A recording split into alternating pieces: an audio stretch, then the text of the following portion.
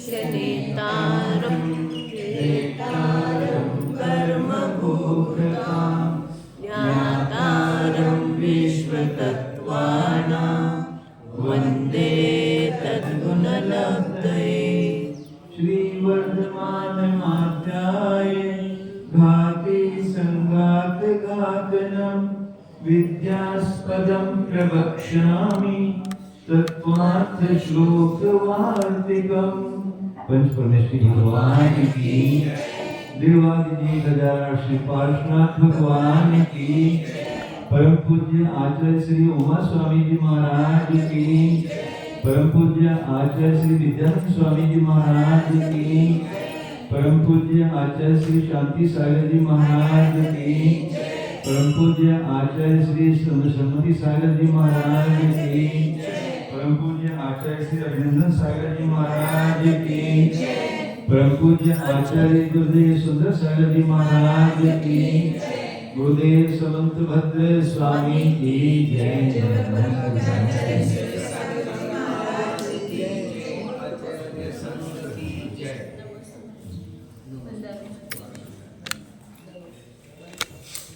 Page number 540 में क्षेत्र प्रत्यय का बताया था आचार्य ने। जैसे दो द्रव्यों में एक क्षेत्र प्रत्यय होती है जो एक क्षेत्र में रहते हैं, तो उसका निराकरण करके मैं बात सिद्ध देती हूँ। उसको नीचे हिंदी पढ़ देकर संस्कृत पढ़ा था। पदार्थों का क्षेत्र संबंध यह है जैसे कि एक भूमि में ठहर रहे बक पंक्ति और जल का संयुक्त संयोग संबंध हो रहा है। भावार्थ, लंबे चौड़े तालाब की भूमि में जल भरा हुआ है और वहीं किनारे पर बगुलों की पंक्ति बैठी हुई है। ऐसी दशा में बगुला और जल का साक्षात संयोग संबंध नहीं है, किंतु जल से संयुक्त नीचे की भूमि है और उस लंबी चौड़ी अवयवी स्वरूप भूमि पर बगुला का संयोग हो रहा है। अतः इसे संयुक्त संयोग, हाँ, जल से संयुक्त भूमि और भूमि से संयुक्त ये बगुलों की इसे संयुक्त संयोग ऐसा उनके यहाँ। अतः बगुला और जल का परस्पर में परंपरा से संयुक्त संयोग संबंध हुआ। उससे भिन्न और कोई दूसरा संबंध यहाँ प्रतिष्ठा को प्राप्त नहीं हो सकता है। इस प्रकार के क्षेत्र संबंध को नहीं मानकर यदि कोई उन जल और बगुलाओं का परस्पर में जन्य जनक भाव संबंध ही माने, यानी सरोवर का जल जनक है और बगुला जन्य है, उत्पन्न करने वाला, उत्पन्न होने योग्य। बगुलाओं की स्थिति का निमित्त ही जल है। आचार्य कहते हैं कि यह तो नहीं कहना, क्योंकि दूसरे सरोवर में भले प्रकार उत्पन्न हुई पंख पक्षी का उड़कर अन्य सरोवरों में निवास होना संभव है। मनुष्य जैसे देशांतर में जा बसते हैं, तैसे ही पशु पक्षी भी कहीं उत्पन्न होकर अन्य स्थलों में चले जा सकते हैं। ऐसी दशा में सरोवर के जल का और परदेशी बगुला का जन्य जनक भाव संबंध नहीं बन सकता है, किंतु उनका क्षेत्र संबंध ही है। यहाँ कोई बाल की खाल निकालने वाले कहते हैं कि पहले सरोवर को छोड़कर दूसरे सरोवर में निवास करती हुई कोई पंक्ति एक नहीं है, क्योंकि बगुला की भिन्न भिन्न समयों में न्यारी न्यारी पर्याय है। अतः बगुला की पहली पर्यायों का पहले सरोवर के साथ जन संबंध था और यहाँ आकर बसी हुई बगुला की नवीन पर्यायों का इस सरोवर के जल से कार्य कारण भाव है। यहाँ बगुला की इस क्षण में उपजी पर्याय का कारण तो इस सरोवर का जल ही मानना पड़ेगा। सूक्ष्मता से विचार करिए। बाल्य अवस्था से लेकर बूढ़े होने तक बगुला को एक ही मानना भ्रांत है। अतः अवश्य मान लिए गए कार्य कारण भाव संबंध से ही निर्वाह हो जाएगा। क्षेत्र प्रत्यय शक्ति का गौरव क्यों बढ़ाया जाता है? ग्रंथकार कहते हैं कि यह कटाक्ष तो नहीं करना, क्योंकि उस पंक्ति के कथनचित अक्षीण पड़े की प्रतीति का कोई बाधक प्रमाण नहीं है। अक्षीण पड़ा मतलब कायम है, क्षय नहीं होता है। पहले का बगुला नष्ट होगा, दूसरा बगुला उत्पन्न हुआ, ऐसा नहीं है, वही बगुला है। इस कारण अंड यानी अंडा अवस्था से लेकर वृद्ध अवस्था तक कालांतर स्थायी बगुला के क्षणिक होना चाहिए। अक्षणिकपन की भ्रांति होना नहीं बनता है।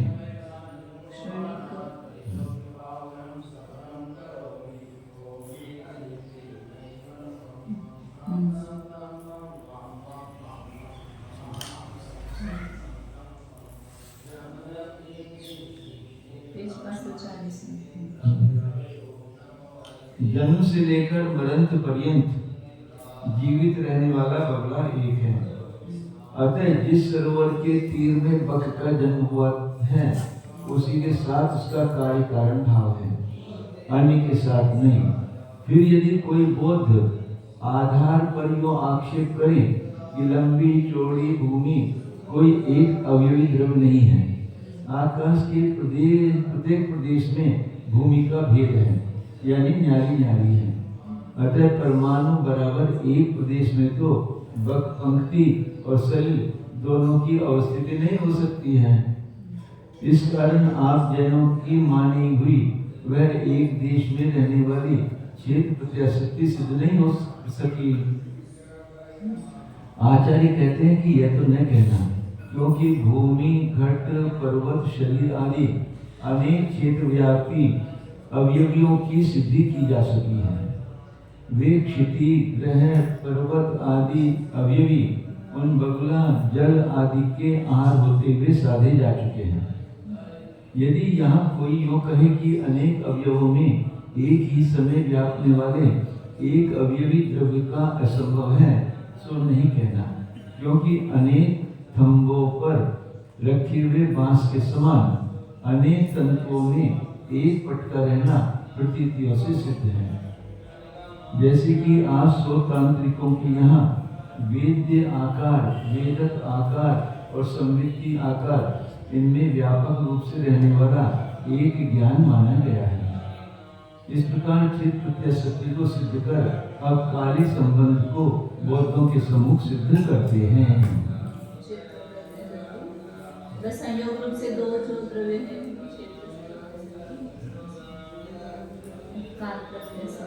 काल प्रत्याशक्ति ही यथा सहचर्योः सम्यक् दर्शन ज्ञान सामान्ययोः शरीरे जीव स्पर्श विशेषयोः वा पूर्वोत्तरयोः वर्णी कृतिकयोः कृतिका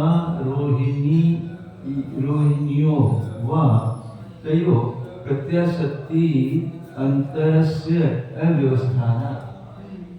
काल प्रत्याशक्ति यथा, काल प्रत्याशक्ति इस प्रकार कि जैसे दो सहचर सम्यक दर्शन और ज्ञान सामान्य। ज्ञान सामान्य इसलिए लिया, कभी मति ज्ञान होगा, कभी श्रोत ज्ञान होगा, कभी अवधि ज्ञान, मनोमय ज्ञान।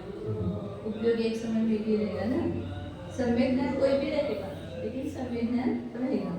तो सम्यक दर्शन और ज्ञान सामान्य, इन दोनों में शरीरे जीव स्पर्शयो हो, किसी शरीर में जीव और स्पर्श इन दो विशेषों का, जीव विशेष और स्पर्श विशेष इन दोनों का, अथवा पूर्व उत्तरयो भरणी कृतिकयो हो। पूर्व भरणी और कृतिका बाद में होती है। पहले भरणी नक्षत्र होता है, फिर कृतिका नक्षत्र होता है। तो इनकी काल प्रत्याशक्ति है, मतलब नजदीक है, काल के निकटता है। फिर कृतिका और रोहिणी, पहले कृतिका नक्षत्र होता है, फिर रोहिणी नक्षत्र होता है। शकट बोलते हैं, वही रोहिणी शकट। इन दोनों में तयोः प्रत्याशक्त्यंतरस्य अव्यवस्थाना, दूसरी कोई प्रत्याशक्ति नहीं है, इसलिए इनमें काल प्रत्याशक्ति है। सम्यक दर्शन और सम्यक ज्ञान, ये एक ही काल में होने वाली एक द्रव्य की दो पर्याय है। इसलिए कहते हैं ना, दो गुणों की दो पर्याय में भी निमित्त नैमित्तिक संबंध होता है। बोले एक द्रव्य हो, लेकिन गुण दोनों के अलग है ना। इसलिए दोनों के उपादान कारण अलग है। तो एक गुण की पर्याय दूसरे गुण की पर्याय में निमित्त कारण बनती है। अभी जैसे ज्ञान हुआ तो आनंद होता है ना, तो आनंद गुण की पर्याय अलग है, ज्ञान गुण की पर्याय अलग है। लेकिन ज्ञान गुण की जो पर्याय है वो क्या हो गई, निमित्त हो गई।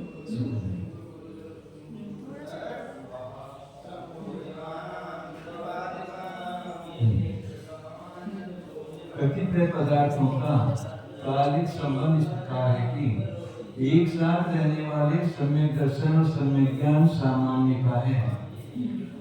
आत्मा में जिसी समय सम्यक दर्शन है उसी समय सम्यक ज्ञान है। सामान्य रूप से चाहे कोई भी उपसम क्षयोपसम या क्षयिक सम्यक हो, उस समय सामान्य रूप से चाहे कोई न कोई मति ज्ञान, शुद्ध ज्ञान एवं अवधि ज्ञान मन पर्य या केवल ज्ञान अवश्य होगा। विशेष सम्यक दर्शन का विशेष ज्ञान के साथ इस कालिक संबंध नियत नहीं करते हैं, अथवा विशेष ज्ञान एक ही ज्ञान होगा ऐसा नियत नहीं है, कोई भी सम्यक ज्ञान होगा ही नहीं। अथवा शरीर में जीव का और विशेष स्पर्श का कालिक संबंध है। जीव का विशेष स्पर्श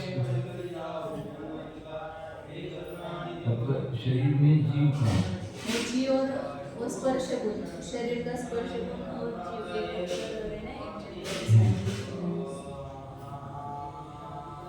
के रोग अवस्था में या जीवित और मृत अवस्था की परीक्षा करते समय शरीर में जीव का और उष्ण आदि विशेष स्पर्श का कुछ काल आगे पीछे तक संबंध होना माना जाता है। देखते ना गर्म है क्या, बेगर्म है क्या, का भी जीव है, तो वो स्पर्श विशेष और जीव दोनों का वहाँ पर संबंध हो गया ना, कि गर्म है तो अभी जीव है, ठंडा हो गया तो जीव गया, ऐसा। तो उष्ण स्पर्श और जीव का संबंध है, स्पर्श विशेष दिया। तथा पहले मुहूर्त और उत्तर मुहूर्त में उदय होने वाली भरणी नक्षत्र और कृतिका नक्षत्र का अथवा कृतिका और रोहिणी का काल की अपेक्षा से संबंध है। जैसे सोमवार और मंगलवार, जो सोमवार के पास में मंगलवार है ना, उनकी काल पूर्व में कहे हुए इन सम्यक ज्ञान आदि का अन्य संबंध होने की व्यवस्था नहीं है, यह काल प्रत्याशक्ति हुई। भाव प्रत्याशक्ति ही यथा गो गौययोः केवली सिद्धियोः व तयोः एक तरस्य ही यादृक् भाव संस्थान आदि ही अनंत ज्ञानादि ही वा तादृक् तत् अन्यतरस्य सुप्रतीते इति न प्रत्याशक्ति अंतरम कयश्चित् अनेक प्रत्याशक्ति संबंधे वा न किंचित् अनिष्टम प्रतिनियत उद्भूते सर्वपदार्थानां द्रव्यादि प्रतिशक्ति चतुष्टय व्यतिरेकेन अनुपपद्यमानत्वेन प्रसिद्धे है। अब भाव प्रत्याशक्ति बताते हैं कि जिस प्रकार गो और गवई इन दोनों में सदृश भाव है ना, सदृश आकार वगैरह है, तो भाव के अपेक्षा दोनों में समानता है। केवली और सिद्ध, आर्यंत केवली, शरीर केवली, आयु केवली और सिद्ध, इन दोनों में भाव की अपेक्षा से समानता, अनंत ज्ञान, अनंत दर्शन, अनंत सुख, अनंत वीर्य दोनों में भी पाया जाता है। तो भाव की अपेक्षा से दोनों में समानता है। एक तरह से यादृक् भाव, उसमें से किसी एक का जैसा भाव है, आकार आदि है या अनंत ज्ञान आदि है, केवली और सिद्ध में अनंत ज्ञान आदि और गो गवय में संस्थान का आकार विशेष दोनों का समान है। तो तादृक्तर अन्य तरह से सुप्रतीतम, वैसा ही दूसरे का है, ऐसा अच्छी तरह से प्रतीत होता है। इति न प्रत्याशक्त्यंतरम, इसलिए दूसरे प्रत्याशक्ति नहीं है। कयोश्चित अनेक प्रत्याशक्ति संबंधे वा, किसी में किन्हीं दो में तो अनेक प्रत्याशक्ति, एक ही प्रत्याशक्ति हुआ, द्रव्य भी होगी, भाव भी होगी या काल भी है, ऐसे। अब सम्यक दर्शन और सम्यक ज्ञान में द्रव्य प्रत्याशक्ति भी है और काल प्रत्याशक्ति भी है, और एक जगह क्षेत्र में रहते तो क्षेत्र प्रत्यय शक्ति है नहीं, भाव प्रत्यय शक्ति नहीं कह सकते। तो यादृक भाव जिस प्रकार का उनका भाव है वैसे अनंत ज्ञान आदि दूसरे का भी प्रतीति में आता है। और किन्हीं दो में अनेक प्रत्याशक्ति का संबंध होने पर भी न किंचित अनिष्टम, कुछ भी अनिष्ट नहीं है।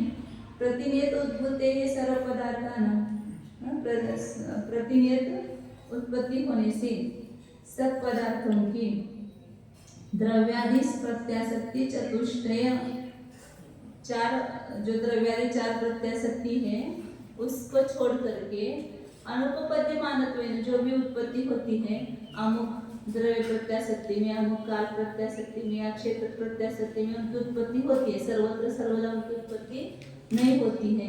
इस प्रकार से प्रसिद्ध है होने से, इसलिए वो कहते हैं ना कि जैसे कुंद आचार्य हुए पहली शताब्दी में, उन्होंने समय साथ लिखा, और अमृतचंद्र आचार्य हुए 10वीं शताब्दी में,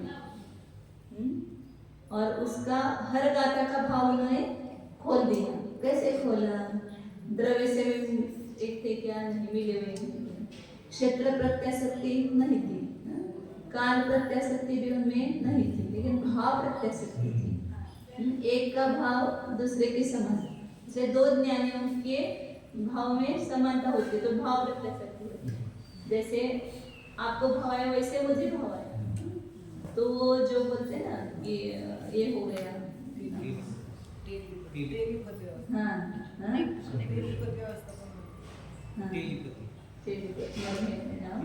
आपलं संपर्क कनेक्शन ते नाही म्हणतात त्याला, मोबाईल काय म्हणायचं टॉवर, नंतर सांगते आठवलं। हाँ संप्रेषण होता है भाव का, मतलब जैसे मुझे भाव हुआ वैसा ही दूसरों को भी वहाँ पर ये होता है, ऐसा होता है। तो इसको भाव प्रत्याशक्ति, दो भिन्न द्रव्यों के समान भाव हो तो उसको भाव प्रत्याशक्ति कहेंगे। सा एव चतुर्विधा प्रत्याशक्ति ही स्फुटः संबंधः बाधक अभावात् इति न संबंध अभावे व्यवतिष्ठते।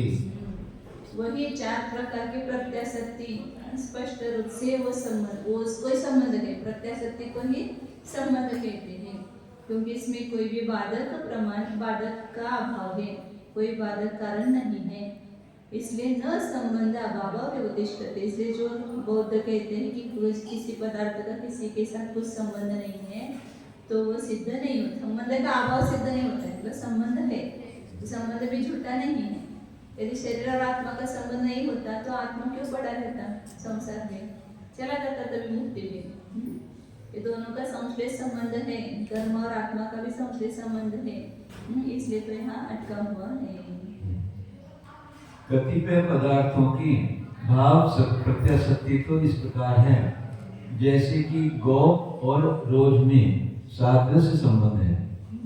उन दोनों में से एक के जिस प्रकार संस्थान रचना आदि परिणाम हैं, वैसे ही शेष बचे हुए के सन्निवेश आदि हैं, तथा केवली भगवान और सिद्ध परमेष्टि में परस्पर भाव प्रत्याशक्ति है।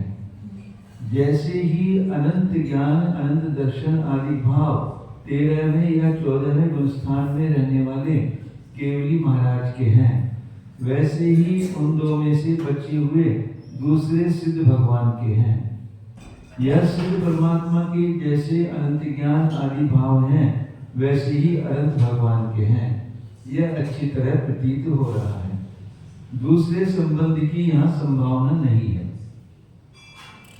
न्याय तीर्थ या न्यायाचार्य परीक्षा को उत्तीर्ण करने वाले कई छात्रों में परस्पर भाव प्रत्याशक्ति है।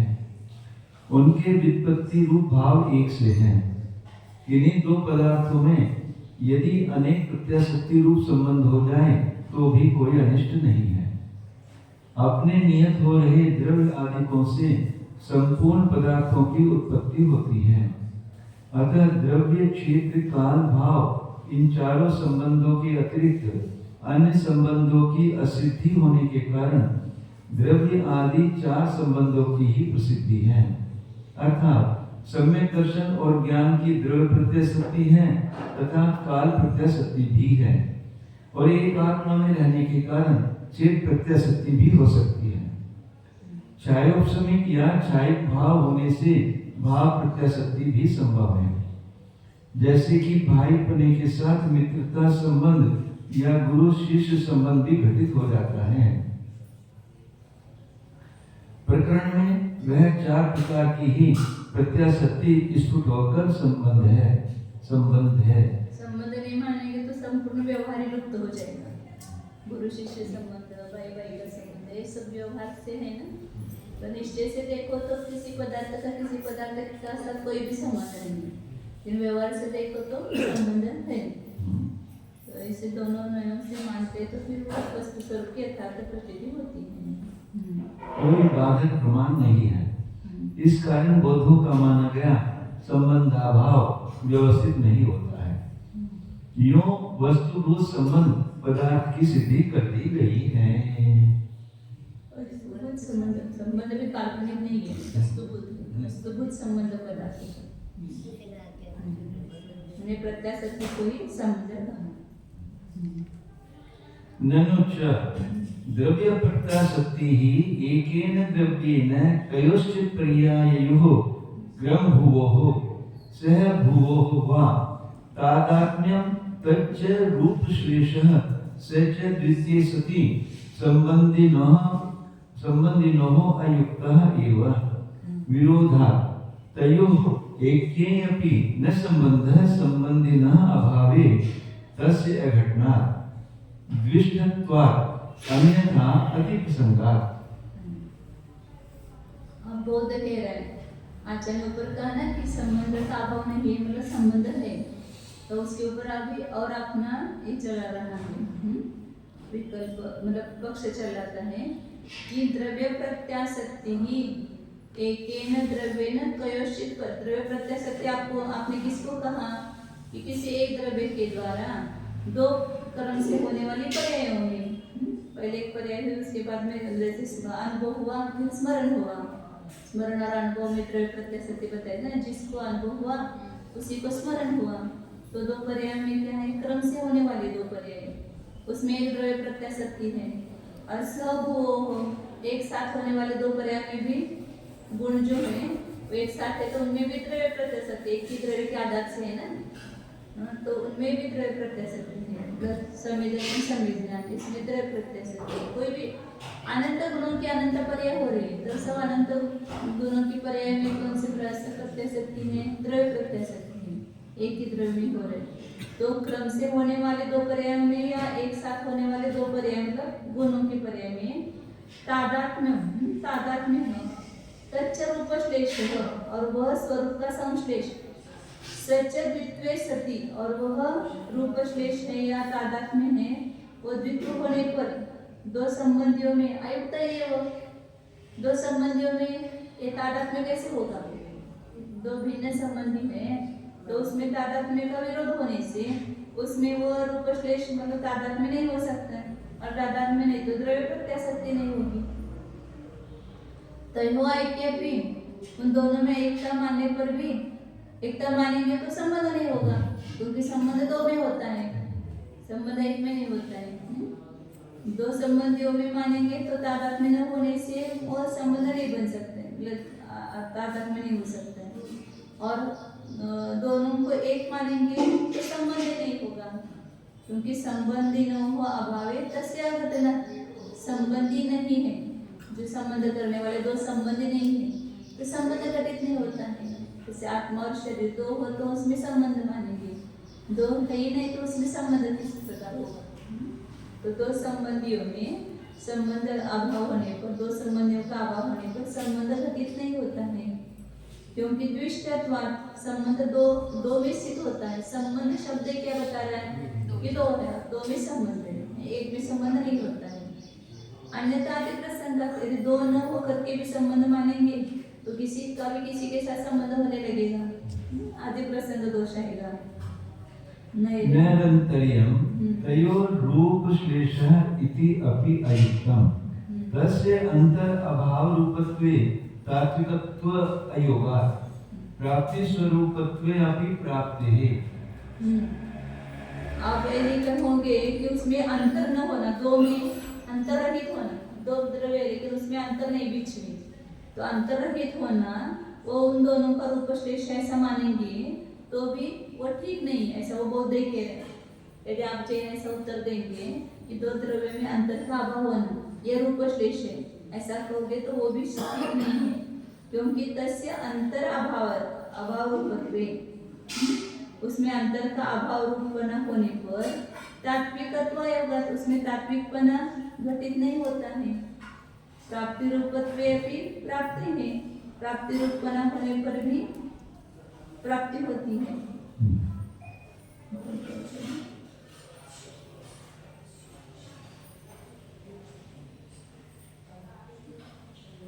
निरंतर का जो है अंतराल का अभाव रूप है, तस्य अंतर अभाव रूपत्वे, अंतर के अभाव रूप, वो निरंतर क्या है, अंतर का अभाव रूपपना है, तो उसमें जो अभाव रूप है उसमें तात्विकपना नहीं होता है। जो अभाव रूप ही है अंतर का अभाव मतलब निरंतर का, और अभाव कोई वस्तु नहीं है, वो तात्विक नहीं है, अभाव में तात्विकपना नहीं है, इसलिए वो और क्या प्राप्ति का क्या प्राप्ति रूपत्वे भी प्राप्ति है।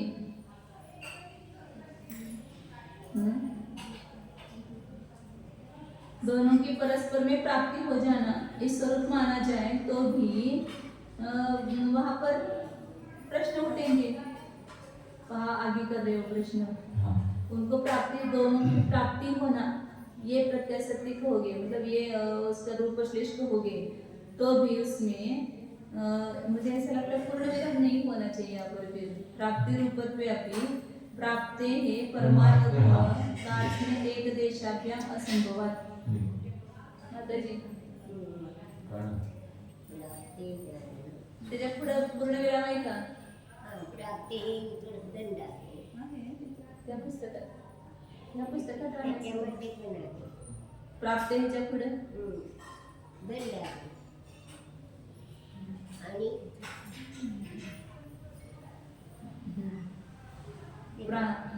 प्राप्ति रूप उस उपश्लेष का अर्थ अपने प्राप्ति होना, दो की प्राप्ति होना ऐसा करेंगे तो फिर पुनः दो प्रश्न उठेंगे वहां पर कि परमार्थतः उनका वो प्राप्ति हो गई दोनों की, तो पूर्ण रूप से प्राप्ति होती है या एक देश रूप से होती है? पूर्ण रूप से तो हो नहीं सकती है, असंभव, और एक देशाभ्याम और एक देश रूप से भी असंभव होने से गत्यंतर अभाव, और एक दोनों को छोड़कर के दूसरा कोई मार्ग नहीं है, इसलिए दो द्रव्यों की प्राप्ति मतलब रूपश्लेष है, यह अर्थ भी ठीक नहीं है। कल्पितस्य तु रूपश्लेषस्य अप्रतिषेधात् न स तात्विकः सम्बन्धः अस्ति प्रकृतिभिन्नानां स्व-स्व-भाव व्यवस्थिते, अन्यथा सान्तरत्वस्य संबंध प्रसंगात् इति केचित्। कल्पितस्य तु रूपश्लेषस्य अप्रतिषेधात्, और जो रूपश्लेष है दोनों का जो रूप संबंध हो गया है वो कल्पित है, तो उसका भी निषेध किया गया है, नहीं उसका निषेध नहीं किया गया है। अप्रतिषेधात् कल्पितस्य तु रूपश्लेषस्य अप्रतिषेधात् न स तात्विक संबंध अस्ति, तो जो रूप का संश्लेष हुआ, दोनों के स्वरूप का संश्लेष हुआ, एक कल्पित है, उसका निषेध नहीं किया है, तो इसलिए वो तात्विक संबंध नहीं है। रूपश्लेष होना ये वास्तविक संबंध नहीं है, ऐसा तुम कहोगे। प्रकृति भिन्नानां स्वस्वभाव व्यवस्थित है, जो प्रकृति से भिन्न है, स्वभाव से भिन्न है, ऐसे पदार्थों में स्वस्वभाव व्यवस्थित है, अपने अपने स्वभाव में वो व्यवस्थित है। जो स्वभाव से भिन्न पदार्थ है उनकी व्यवस्थिति कहाँ पर है? सबके अपने अपने स्वभाव में व्यवस्थिति है, इसलिए वास्तविक संबंध नहीं है, ऐसा कहना है। अन्यथा सांतरत्व से संबंध प्रसंगात, नहीं तो क्या होगा, अंतर सहित जो वस्तु है उसमें भी संबंध मानने का प्रसंग आएगा। अलग अलग है, पुस्तक अलग अलग, अपन अलग है, उन दोनों का भी संबंध मानने का प्रसंग आएगा। रूपश्लेषो हि संबंधो द्वित्वे च कथं भवेत्, तस्मात् प्रकृतिभिन्नानां संबंधो नास्ति तत्त्वतः इति। ऐसा ही हमारे ग्रंथ में कहा है, मतलब किसी भी ग्रंथ में कहा है कि रूप श्लेष ही संबंध, रूप श्लेष होना मतलब दोनों का स्वरूप में संश्लेष होना, संबंध होना, यही संबंध है। रूप श्लेष होना यही संबंध है। द्वित्वे सच कथम भवेत, और दो पना होने पर रूप श्लेष कैसे होगा? इसलिए प्रकृति भिन्नानाम संबंध नास्ति तत्वतः, इसलिए जो स्वभाव से भिन्न पदार्थ है उन्हें वास्तव में कोई संबंध नहीं, उनका रूप श्लेष होता ही नहीं, इसलिए कोई संबंध नहीं। ऐसा ये पूरा बौद्ध की शंका है, उनका पूरा पक्ष है, स्टेटमेंट है उसने अपना। अब उसका आचार्य खंडन करेंगे आगे। बौद्ध अपने मत को पुष्ट करने के लिए अनुनय खुशामद करते हैं कि आप जैनों की मानी गई द्रव्य प्रत्याशक्ति तो एक द्रव्य के साथ क्रम से होने वाली किन्हीं विवक्षित अनुभव स्मरण रूप पर्यायों का तथा अथवा साथ रहने वाली रूप रस आदि गुण स्वरूप पर्यायों का तदात्मक हो जाता है, और वह तादात्म्य तो स्वरूप का एकम एक होकर चिपक जाना है, किंतु वह श्लेष हो जाना तो संबंधियों के दो पना होने पर अयुक्त ही है, क्योंकि विरोध है। अर्थात स्वतंत्र दो पदार्थों का एकम एक हो जाना स्वरूप तादात्म्य बनता नहीं है, तथा उन संबंधियों की एक संख्या होने पर भी संबंध होना नहीं करता है।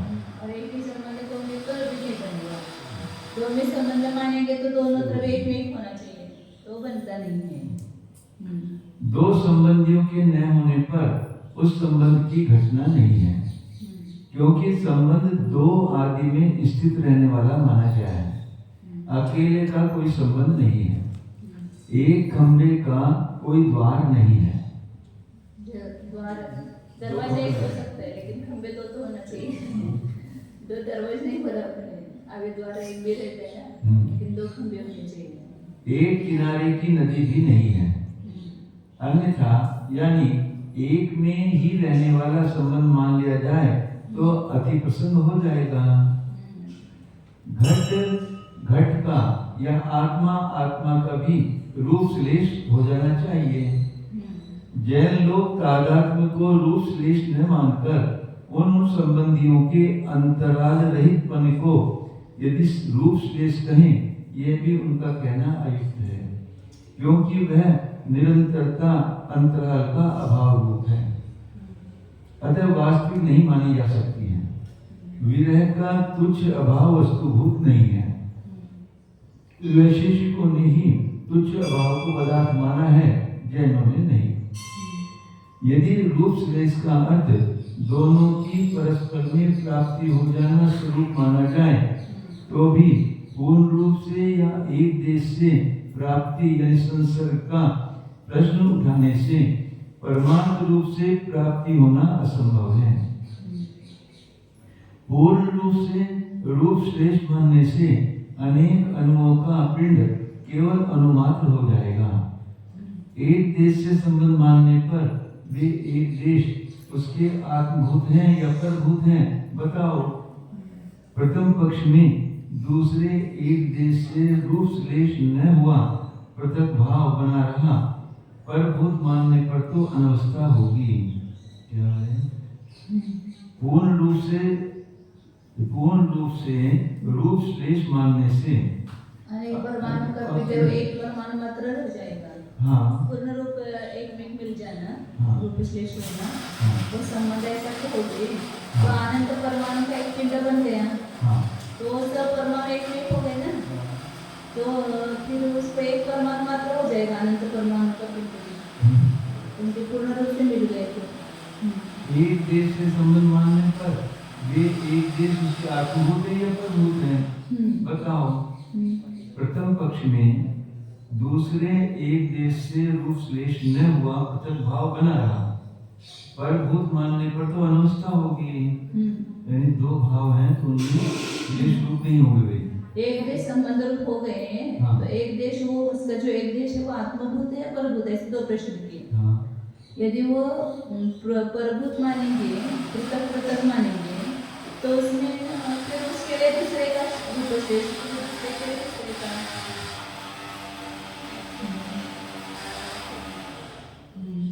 रूप श्लेष का स्पष्ट अर्थ करने के लिए उक्त इन तीन अर्थों की अतिरिक्त और कोई उपाय नहीं है, जैनों के पास नहीं है। हाँ, कल्पना से गढ़ लिए गए रूप श्लेष का तो हम बोध भी निषेध नहीं करते हैं, किंतु वह कल्पित रूप श्लेष वास्तविक संबंध नहीं है, क्योंकि अपनी अपनी न्यायी प्रकृतियों के अनुसार सर्वथा भिन्न हो रहे पदार्थ अपने अपने भाव में व्यवस्थित हो रहे हैं। उनका भला परस्पर में स्वरूप संश्लेष क्या हो सकता है? कहीं जल भी कमल पत्र से मिला है, अथवा अग्नि और पारा या परवान में भी कभी मिलती है क्या? अर्थात नहीं। अन्यथा यानी निरंतरता को संबंध कहोगे तो भाव होने के कारण शांतरता यानी ग्रह पड़ना को बड़ी प्रसन्नता से संबंध हो जाने का प्रसंग होगा, जो कि जैनों को इष्ट नहीं। इस प्रकार कोई बौद्ध कह रहे हैं। उनके ग्रंथों में भी वही कहा गया है कि रूप का एकम एक होकर श्लेष हो जाना ही संबंधवादियों के यहाँ संबंध माना गया है। वह संबंधियों के दो होने पर भला कैसे होगा? इस कारण प्रकृति से ही भिन्न भिन्न पड़े हुए पदार्थों का परमार्थ रूप से कोई संबंध ही नहीं है, गणंत कैसी भी कर लो। जैसे कि कोई हास्यशील मनुष्य किसी व्यक्ति से कहे कि तुम्हारी चाची की बहन की भतीजी की भौजाई की दादी की देवकी से मेरी सगाई होने वाली है, इस कारण तुम मेरे सारे लगते हो। यह सारा जमाईपन का संबंध झूठा है। उसी प्रकार सब संबंध झूठे हैं। यो बौद्धों के कहने पर अवाचार्य कहते हैं, उसे सुनो। तत् एतत् एकांतवादिनः च चौद्यम न पुनः स्याद्वादिनाम्। ये जो एकांतवादी दोष दे रहे हैं ना, सब रूप श्लेष होना तो एक में हो जाएगा, तादात्म्य हो जाएगा, दो में तादात्म्य नहीं होता है, सब जितने दोष दे रहे हैं वो सब एकांतवादियों को ही आते हैं, न पुनः स्याद्वादी नाम। ये सब शंकर शाद्वादियों को नहीं आते हैं, क्योंकि स्याद्वादी तो सर्वथा नहीं मानते हैं, कथनचित मानते हैं, तो इसलिए उनमें दोष नहीं आते हैं। ते ही कथनचित एकतो आपत्तिम संबंधिनः रूप श्लेषम संबंधम आचक्षते। स्याद्वादी तो क्या मानते हैं? संबंधियों का एक कथनचित एकत्व की प्राप्ति, कथनचित उसमें एकपना प्राप्त होना, सर्वथा एकपना नहीं है। जैसे शरीर और आत्मा का भी संबंध हुआ तो सर्वथा एकपना नहीं है, कथनचित एकत्व है। क्षेत्र की अपेक्षा उनकी प्रत्याशक्ति हुई है, तो उस अपेक्षा से एकत्व की प्राप्ति होना ये रूप श्लेष है, और उसको संबंध कहते हैं। संबंधियों के कथनचित एकत्व की प्राप्ति होना वो रूप श्लेष है, उस रूप श्लेष ही संबंध है, ऐसा कहते हैं। न जैसा द्वित विरोधिनी कथनचित स्वभाव निरंतर्यम व तदपि न अंतर अभाव रूपम अस्तित्वम छिद्र मध्य विधेषु अन्यतमस्याम अंतरस्य अभावः ही तत्स्वभाव अंतरात्मकः वस्तुभूतः एव। यदा रूप श्लेषः कयोश्चित् आस्थीयते निर्बाधं तथा प्रत्यय विषयः तदा कथं कल्पनारूपितः स्यात्। न च साधुत्व विरोधिनी व स्वभाव निरंतरम लगाना, स्वभाव की निरंतरता जो है विरोधिनी, स्प्लिटिंग कौन करेंगे? एकत्व की प्राप्ति, कथनचित एकत्व की प्राप्ति जो है वो द्वित्व का विरोध करने वाली नहीं है। कथनचित स्वभाव में निरंतरपना व तदपि न अंतर अभाव रूपम, अंतर के अभाव रूप नहीं है अस्तित्व। छिद्र मध्य विरहेषु, अंतर शब्द से क्या अर्थ है? अंतर का अर्थ छिद्र है, अंतर का अर्थ मध्य है, अंतर का अर्थ विरह है। उसमें किसी एक अन्यतम से अंतर से अभाव होगा, किसी एक अंतर का अभाव होगा। किस स्वभाव अंतरात्मक वस्तुभूत है, स्वभाव का अंतरात्मक जो है वो वस्तुभूत ही है। यदा रूप श्लेष कयोश्चित् आस्थीयते निर्बाधं, इन्हीं दो वस्तुओं में रूप श्लेष बाधा रहित रूप से रहता है, तथा प्रत्यय विषय और वैसे ही ज्ञान का विषय होता है। तब प्रथम कल्पना आरोपित फिर वस्तु को श्लेष होना या संबंध होना कल्पना से आरोपित कैसे है? तो कल्पना से आरोपित नहीं है। केंचित् अंशेन तादात्म्य एकात्मत्वं च संबंधिनः विरुद्धम् इति अपि न मंतव्यम् तथा अनुभवात् चित्राकार संवेदनवत्। किसी अंश से तादात्म्य है संबंधियों में और किसी अंश से अतादात्म्य है संबंधी न हो, विरुद्ध है ऐसा भी नहीं कहना चाहिए। तो संबंधियों में किसी अंश से तादात्म्य और किसी अंश से अतादात्म्य है, वो विरुद्ध है ऐसा भी नहीं मानना चाहिए। तथा अनुभव उस प्रकार का अनुभव होता है जैसे चित्राकार संवेदन, आपने जो माना है चित्राकार वाला संवेदन, वहाँ पर उसमें नील आकार से अभेद है और उसी के नील आकार का उसके पीत आकार के साथ भेद है। ऐसा वो चित्र ज्ञान में भी क्या है? भेदाभेद है, भेदाभेद स्वरूप है। जैसे 5 उंगलियां भी परस्पर में भिन्न होते हुए भी कैसे हैं? हाथ अभेद है ना, अलग अलग होते हुए भी अभिन्न है। तो ऐसे ही यहाँ पर जो अनेक संबंधियों में तादा ये माना है, संबंध माना है, तो भिन्न भिन्न होते हुए भी उसमें क्या हो गई है? एकत्व की आपूर्ति हो गई है। जैसे शरीर और आत्मा भिन्न होते हुए भी उसमें क्या हो गई? एकत्व की प्राप्ति हो गई है। उसी को तो द्रव्य पर कहते हैं ना, मनुष्य पर एक व्याख्या करते समय भी आचार्य ने कहा कि अनेक द्रव्यों में एकत्व की प्राप्ति जिस कारण से होती है वो द्रव्य पर्याय है। द्रव्य पर्याय में जीव और पुद्गल की जो पर्याय है उसमें एकत्व की प्राप्ति हो गई ना। एकत्व हो गया ऐसा नहीं, लेकिन एक ही मानते ना मनुष्य पर्याय, एक ही मनुष्य पर्याय मानते। तो एक ही मनुष्य पर्याय केवल जीव से बनी क्या? केवल पुद्गल से बनी क्या? जीव और पुद्गल दोनों के संयोग से ही बनी है। प्रत्येक की पर्याय भले भिन्न भिन्न है लेकिन उसमें एकत्व की प्राप्ति हो गई है। तो इसलिए उस एकत्व की प्राप्ति हो जिस कारण से होती है उसी को द्रव्य पर्याय कहते हैं। ऐसे ही यहाँ पर कह रहे आचार्य भेदात्मक मतलब दो संबंधियों का किसी अंश से तादात्म्य हो जाना दूसरे अंश से तादात्म्य न होना विरुद्ध नहीं है। तो ऐसा नहीं मानना चाहिए। ऐसा अनुभव भी हो रहा है आपके, जैसे चित्र ज्ञान का अनुभव आपको हो रहा है, नील आकार से अभेद है और पीतादि आकार से भेद है एक चित्र ज्ञान में। वैसे ही यहाँ पर भी संबंध में कथनचित तादात्म्य और कथनचित अतादात्म्य। सो इस प्रकार वह एकांतवादी बौद्धों का कुतर्क पूर्वक प्रश्न करना उन्हीं के ऊपर लागू होता है। त्यागवादियों के ऊपर फिर कोई अभियोग नहीं बनता है लगता है। वे त्यागवादी तो निश्चय से दो संबंधियों के कथनचित एक पने की प्राप्ति हो जाने को रूप श्लेष नाम का संबंध कह रहे हैं और वह एक पने की प्राप्ति दो पन का विरोध करने वाली नहीं है। आत्मा और पुद्गल का या मिले हुए सोने और कीट का एक रूप पना बंद होते हुए भी दो द्रव्य पना स्थित रहता है। सोने और चांदी मिला करके भी एक पात्र बनाते हैं ना, तो सोने और चांदी अपने आप बने रहते भी एक पात्र बनते हैं। अतः आपका पहला आक्षेप निर्मूल है। अथवा दूसरा, संबंधियों के अंतर का अभाव रूप भी वह रूप श्लेष हो सकता है। वह निरंतरीय अंतर का अभाव रूप तुच्छ अभाव नहीं है, किंतु अंतर शब्द के छिद्र, मध्य, विरह, समीप, विशेष आदि अनेक अर्थ हैं। यहाँ प्रकरण में छिद्र, मध्य और विरहों में से किसी एक अंतर का अभाव रूप संबंध माना गया है, जिससे कि वह अभाव अन्य भाव स्वरूप होता हुआ वास्तविक ही है। तुच्छ अभाव को हम भी नहीं मानते हैं।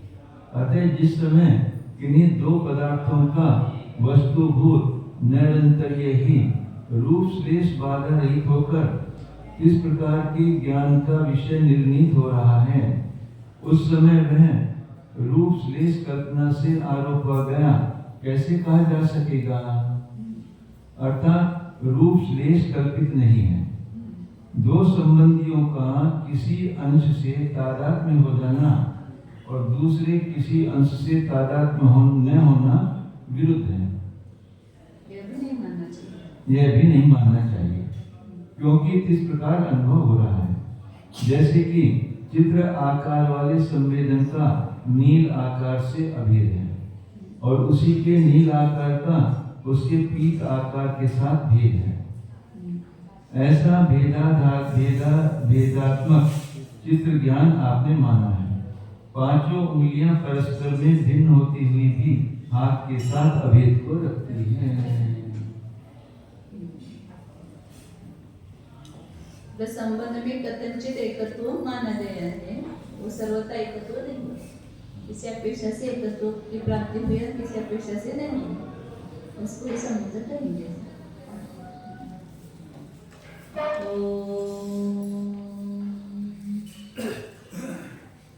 जानिए यह मैं शुद्ध चैतन्य हूँ, जीव हूँ। निश्चय से मेरा अन्य किसी पद्रव्य के साथ कुछ भी संबंध नहीं है। मैं अपने में ही हूँ, मैं पद्रव्य में नहीं हूँ, परद्रव्य मुझ में नहीं है, तो संबंध किस प्रकार का है?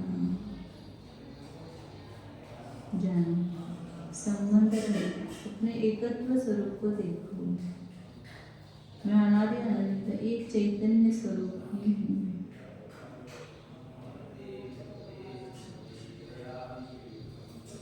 एकत्व विभक्त स्वरूप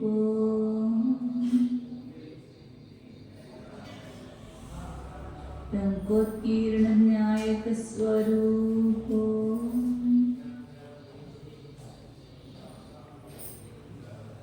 शुद्ध